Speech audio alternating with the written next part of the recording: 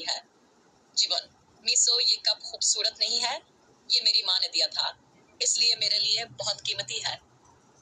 میسو نرم دھوپ میں اپنی سنہری آنکھوں سے سست روی سے دیکھتی ہے۔ ہمف، کپ میں کیا خاص ہے؟ میرا کھانے والا پیالہ زیادہ اہم ہے۔ ہیون، جو دفتر جانے کی تیاری کر رہا ہے، نرمی سے مسکراتا ہے۔ ہاں مجھے پتا ہے، میں کبھی اسے نہیں چھوؤں گا کیونکہ یہ تمہارے لیے خاص ہے۔ میسو اپنی دم ہلکے سے ہلاتی ہے۔ ظاہر ہے تو اسے ہاتھ نہیں لگائے گا، لیکن تو ہمیشہ کچھ نہ کچھ بگاڑ ہی دیتا ہے۔ دیکھتے ہیں آج کیا ہوتا ہے۔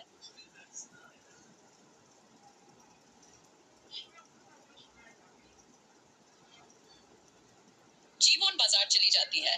گھر میں صرف ہیون اور میسو رہ جاتے ہیں۔ ہیون کچن میں پانی پینے آتا ہے اور انجانے میں جیوون کا قیمتی